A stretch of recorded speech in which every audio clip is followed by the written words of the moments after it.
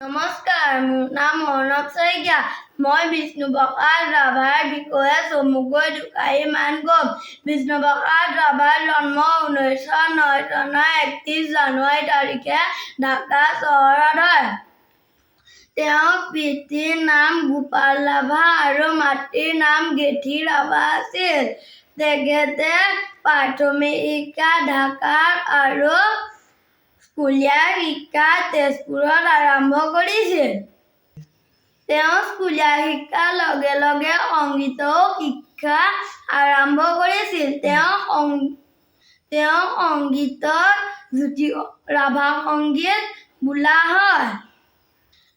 বিষ্ণুপ্ৰসাদ ৰাভা এজন নৃত্যশিল্পী, বাদ্যশিল্পী, নৃত্যকাৰ, অভিনেতা, গল্পকাৰ, খেলুৱৈ, সুগায়ক, গীতিকাৰ আৰু সুৰকাৰ আছিল।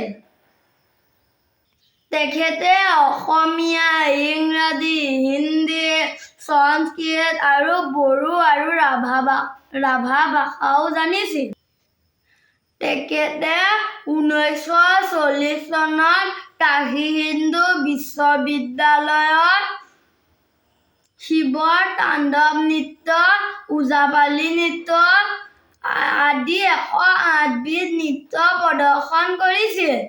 তেওঁ নৃত্যত মুগ্ধ হৈ কাশী হিন্দু বিশ্ববিদ্যালয়ৰ উপাচাৰ্য ডক্টৰ সৰ্বপল্লীয়ে তেওঁক কলাগুৰু উপাধি দিছিল।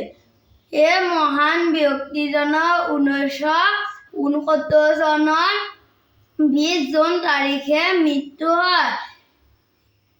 এইজন মহান ব্যক্তি আমাৰ মাজত ৰাখিবলৈ আমি 20 জুন তাৰিখটো ৰাভা দিৱস হিচাপে পালন কৰা হয়। ইয়াকে কৈ মোৰ চমু বক্তব্য সামৰণি মাৰিলোঁ।